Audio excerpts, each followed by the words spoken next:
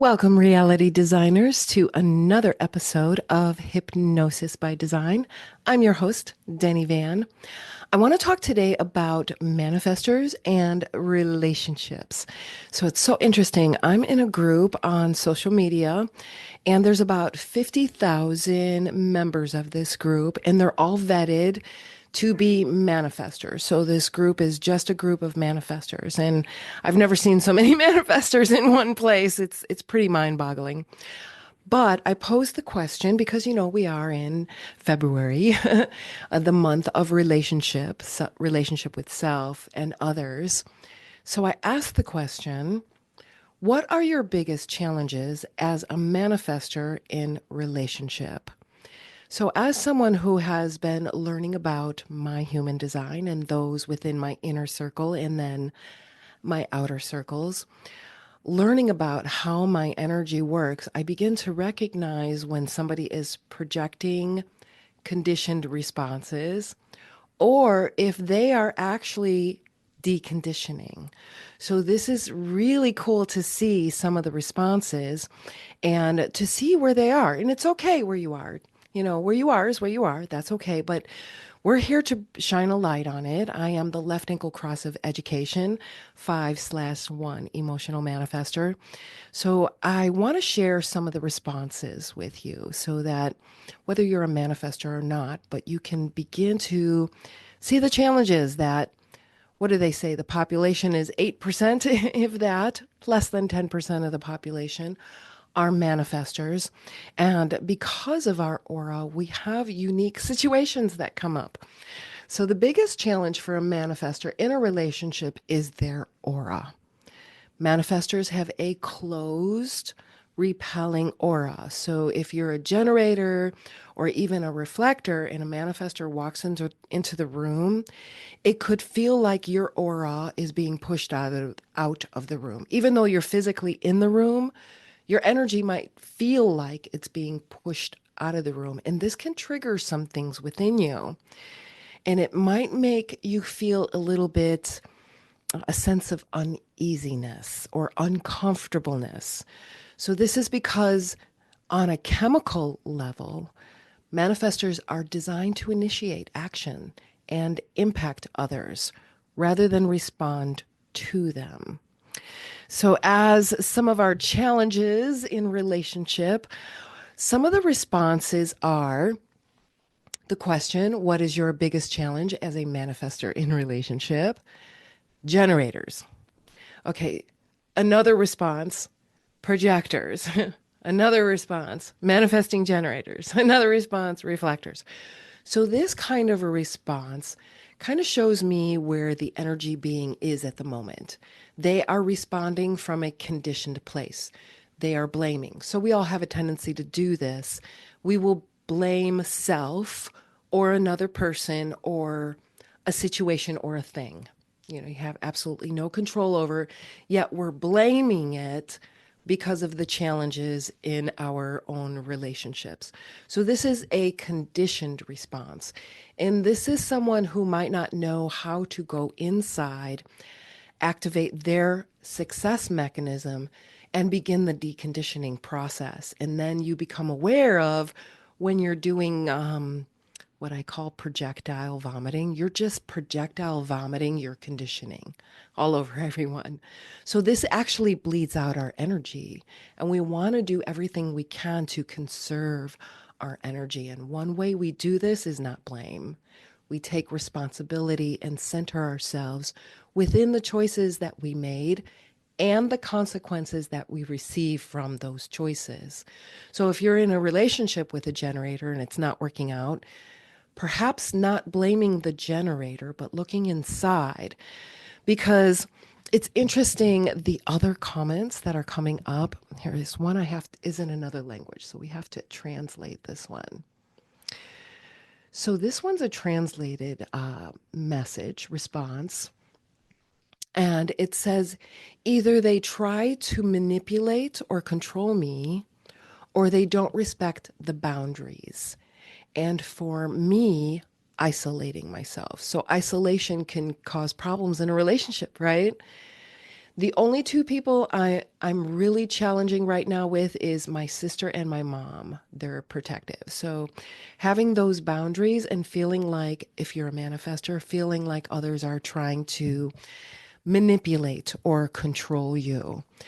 And I'm loving this response, the need for space and the other, the partner, not understanding that. So, manifestors do have a need for space in all aspects of life. So, thankfully, we don't live together yet after 5 years. And 3, 4 days a week, he's out of the area for work. So, it's been working out well. So, there's automatic time and space within your relationship. And I'm kind of in the same situation. My partner is over the road. Sometimes he's gone 3 to 4 days a week. And sometimes he's home every day. So there's a balance that we find. Another response is I've been single 5 years. I feel amazing. Love comes from within. Yeah, your relationship must start with yourself. If you don't have a good relationship with yourself, it is going to show up in your relationships with others. And so I was looking at some of the responses that had a lot of likes and conversation around it. And here's one response that says, relationships for me are no longer problems to be solved, but energies to be experienced. And this is why a lot of people resonated with that, because other people are not problems to be solved, right? So when we come from that space of trying to solve problems in other people with problems are going to be drawn to you, right? So we want to get in that space where you get to choose which energies you want to take part in and for how long. And this person says the only person I solve problems rationally with now is my partner because we're both manifestors and we live together. So obviously, optimization of life is a conscious, co weaving, informing effort that we are both learning to navigate daily. So you're a manifestor with a manifestor. I'm a manifestor with a generator. And we both have to be in this space of learning to navigate how we each communicate every single day, even being together over 40 years. Yeah, did I say that out loud? Yeah, over 40 years we've been together and we're still learning how to navigate. And I'm learning things about his chart. I share things about mine, and he's fascinated with it. I adore it. So this was a very liked comment, and this shows that this person has probably been deconditioning for a while, right? Recognizing the conditioning that wants to come out and react to your three-dimensional environment instead of respond to it. And when we react as manifestors, we leak out our energy. When we're responding, we're coming from a space of peace, regardless of what's happening in our environment. When we're moving from a space of peace, we're not bleeding out our energy. Yes, learning to navigate daily is quite a skill to learn, and it's a very valuable skill to learn because the next one talks about patterns and patterns from the past. And as I currently see it, that there are specific to being a manifester. So a lot of times manifestors and other energy types too will notice patterns, especially projectors. Projectors are really good at noticing patterns. But a lot of times manifestors will be seen as too fast, too big, or they can't keep up, or they don't know what I want them to do. So I totally agree with that. They want me to be a generator because that's what they're used to. And I'm not a generator. I don't have consistent energy and I'm not always open energetically to them. So, yes, that's our closed aura. So, a generator will come and start to condition you, and it might create some anger or put up some walls or have to create some boundaries. And people can take it as being rejected. Yes. And another one says, them not listening to me and thinking they know more and are better than me. So, just so you know, that's not just a manifestor issue. That's a people issue. Some egos clash. What are you going to do? This one's interesting. Generally speaking, not just in an intimate relationship, this is any relationship. I realized the first time when I was a kid, if I say the exact same thing, what another person says, it is not good enough. If I say it, my first memory about it when I was a kid is we watched a show with the family. They told a joke in the TV, and I said something, name of a Hungarian poet. So they mentioned a Hungarian poet. Everybody ignored it. After 2 seconds, a famous person told the same thing, the name of the Hungarian poet. Everybody started to laugh. This kind of situation accompanied my entire life and, of course, my intimate relationships as well. So we'll say things or inform something, most people will ignore it. It kind of has to bubble down and percolate within their energy system. And then somebody else says it, and everybody's like, yeah. This can be very frustrating, and we can see patterns of this. And if you experience this, let me know. Uh, Definitely let me know if this is something you experience. So, people, yeah, that's blaming. Devotion. I was curious about what this meant by devotion. One of the challenges in a relationship being devotion. And somebody asked, receiving or giving? And of course, they responded both. So, is devotion a challenge in a relationship? Now, the question is, are you devoted to yourself? Because if you don't take action of devotion for yourself, you're not going to draw to you, magnetize to you that person who is devoted, for sure. As a manifester, allowing a masculine partner to take the lead. Yeah, because I always have to initiate. And so allowing the other to take the lead. Overthinking how my intellect is perceived by men. Yeah, I get that too. I'm geek girl, right? I'm the geek girl. And they kind of are a little bit taken back by that. Although I'm ultra feminine in body, emotionally, spiritually, and sexually, my intellect is sometimes perceived as masculine. This is because I am direct. Yes, I am direct too. And it's sometimes taken as, it's taken in interesting ways. The irony here is that among men, as a hyper masculine environments, such as in STEM fields with hardly any other women present, they definitely perceive my intellect as feminine and my artistic, intuitive approach to problem solving. They treat my thinking as feminine. And in a dating context, boy, this is so detailed. This is great. Guys often tell me that they appreciate how straightforward I am. And I got to tell you, guys always appreciated that about me as well. When I first started dating my husband, right off the bat, he's like, you don't play games, do you? I'm like, nope, I'm straight up. I'll tell you straight up, right in your face, what's going on. And I don't play games. So many, many responses. This has been a fascinating thread about, those challenges in relationships and tolerating someone around me for a long period of time. Yeah, having somebody else in your energy for a long period of time. As a single woman, I find it difficult to find someone I want to date with or be with. And on and on. Oh, here's one with lots of responses. A pattern that I'm noticing is that they all seem to want me and love me, but don't ultimately choose me.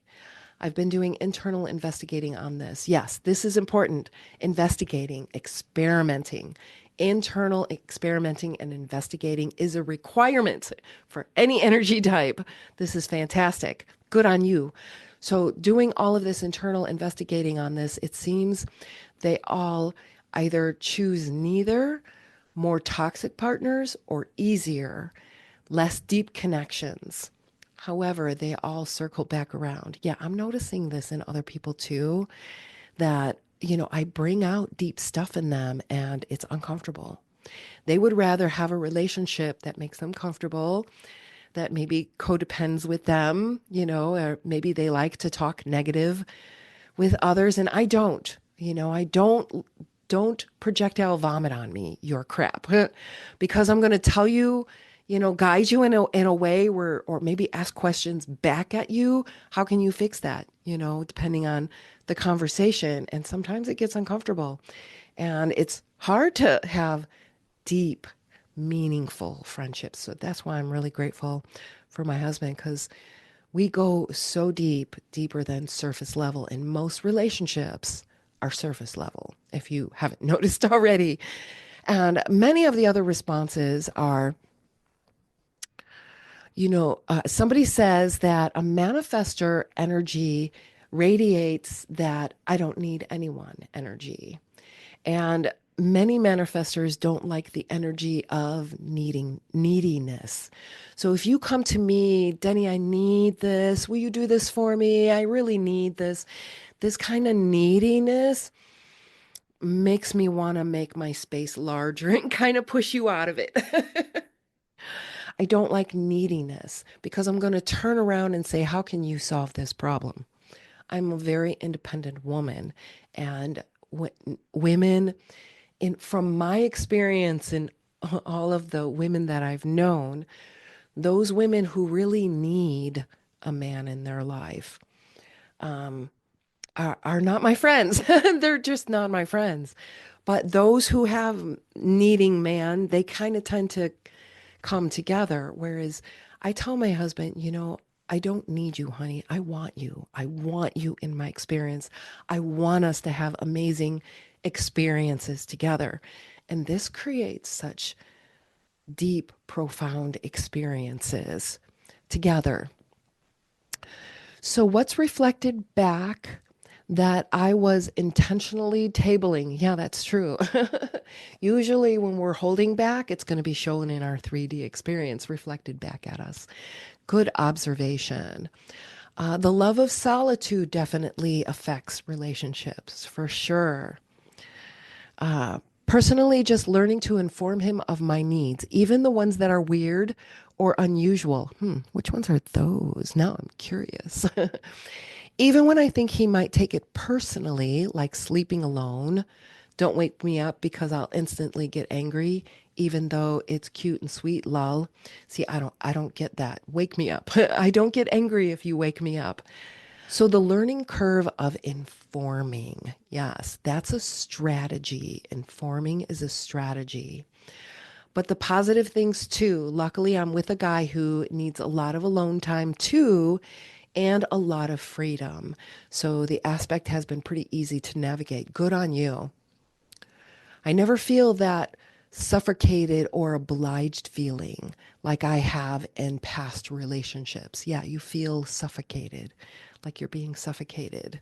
Your space is just like someone's trying to make your space really small. Exactly. Someone says, I think I want friends, lots of good friends, but one hierarchical relationship is so stifling. I also want some sort of menstruation magician who pops in, gives me good sex, cooks a good meal for me, brings jewelry and cash and kisses, and then leaves till next month. Who doesn't want that? I don't know of any energy type that doesn't want that. Okay, expectations. Yeah, that's a big one. Expectations is a big one. Having to be careful with my words, lest someone try to hold me to what I said. Okay, now that's pretty funny. Stop projectile vomiting words all over the place. Be very conscious of the words that you send out because guess what? It comes back to you. You get the consequences. Someone said, no relationship, no challenge. Well, how's the relationship with yourself going? Are there any challenges there? Are you keeping your promises to yourself? Are you following through what you say you're going to do? Hmm. Start there, girlfriend. All right. It feels like our impenetrable aura makes the deep connection I crave impossible. Yes, we do have an impenetrable aura. And maybe the reason for that desire never feeling fully known or seen. Yeah, for sure. I can relate so deeply to this. Someone says the biggest challenge is staying in the relationship. For sure. Yeah, sometimes it's easier to just get up and leave. Oppression. Yeah, I think all the energy types definitely feel some sort of oppression. Suddenly you are a competition and the other person needs to suppress you to show you they are strong. And somebody says, that's me currently and why I'm leaving my manifesting generator. So again, blaming the manifesting generator instead of really sitting with your choices and your energy. Someone says manifesting generators can be the worst. You know what? Anybody who is in their not self can be the worst. So no one energy type is the worst.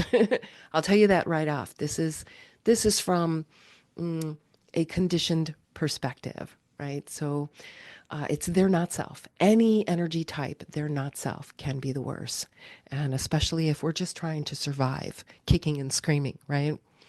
So these responses are just fantastic and really eye opening because a lot of them really agree with time alone. Sometimes a manifestor who needs time alone, it can be seen as rejection to the other person. And it's not. It is absolutely not. This is how we recharge our energy and allow our energy to open up and get big without telling us we're too much or we're what's the other word? Intimidating, right? Telling us we're intimidating.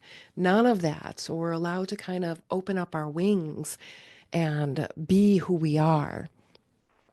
My expectations, I expect people to do what they say and be efficient about it. Now, let me ask you about this. Do you expect yourself to do what you say and be efficient about it? Because then if you're not, then it's kind of backwards. You got to start with yourself and work out from there. I find others are haphazard with words, true. Sometimes I'm thinking one thing, but I'm saying another. Uh, and then depth. I want to dig deeper and faster and truly don't know when enough is enough. That, I'm a 5-1. Sometimes that's my one. I really want to dig deep into the research. So that might be your one coming out there. Another says, so far I haven't chosen my partner since knowing human design. I would say finding a good enough man that is not intimidated by me. Yeah, my guy's not intimidated by me, but a lot of guys really are. As a neurospicy manifester, I don't know what that is. I know neuro is nervous system, spicy, jalapenos. I don't like to waste energy beating around the bush. Yeah, get to the point, right? So I'm very direct in a way that I communicate. This tends to offend and upset people. It's interesting. As a sign language interpreter, people in the deaf community tend to be very blunt and straightforward too. So over the years, I learned to culturally mediate that between deaf culture and hearing culture. And knowing that I have a tendency to do that anyway, and that I've had to practice that myself, it really has become an easier skill for me to do when mediating that directness from culture to culture. Yeah, very good point.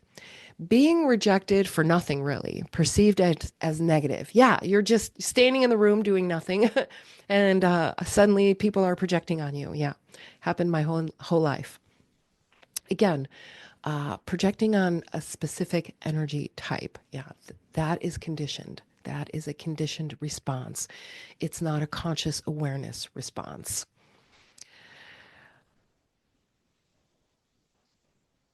Now, here's a conscious awareness response. Someone responded by saying, now that I know that needing to sleep alone is not a selfish thing, finding someone who is okay with that can be a challenge. However, you know what you need, and you can inform the others, hey, look, I get very drained energetically. Sleeping alone really helps me physically, emotionally, mentally. It has absolutely nothing to do with you, just informing them.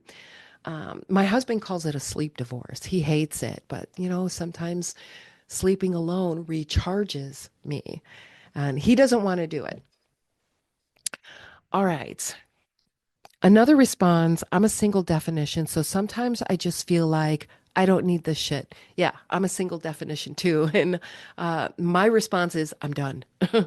I'm done. Like you're cut off at the neck. I'm done. I'm done.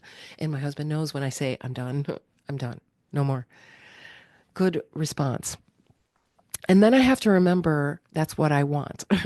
Yeah, we do like that in our experiences. We do like challenging relationships in our experiences. Feeling guilty for resting. Yeah, that's a big one. Because a lot of times, uh, more than half the population are generators. And sometimes my generator husband, he doesn't rest at all. He just keeps going and going. I mean, he's a generator bunny, and just sometimes watching him, I'm exhausted. So recognizing that you need rest and not feeling guilty about it is huge. All right. So let me just check my notes about, why is it a challenge to be a manifester in a generated dominated world?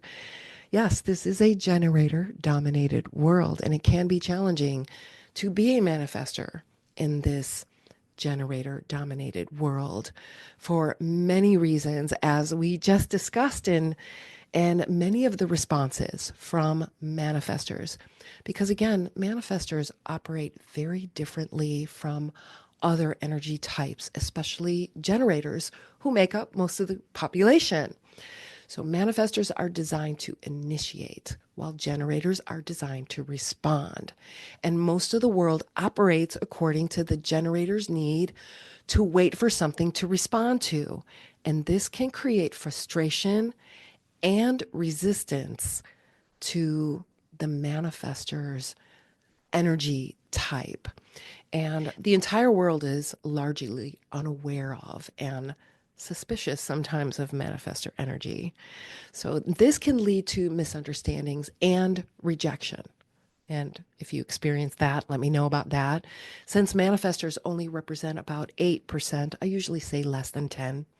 Less than 10% of the population are manifestors, and their closed, repelling aura tends to make others feel uncomfortable. And so if you walk into a room and there's people standing off away from someone and suddenly you feel uncomfortable, just check in. I wonder if that's a manifestor.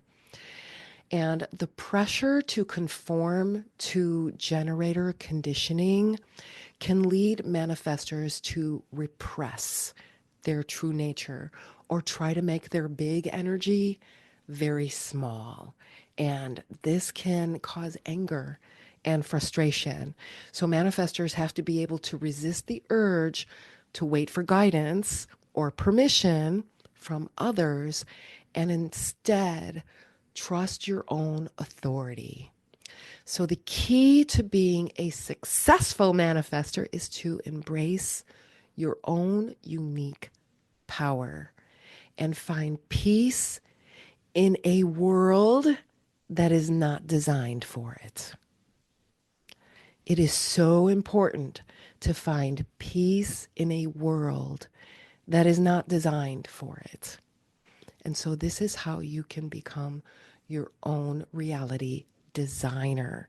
This requires a deep understanding of your success mechanism and your unique human design, and a willingness to set boundaries, inform others, and the courage to act in accordance with your true nature, even when it's difficult.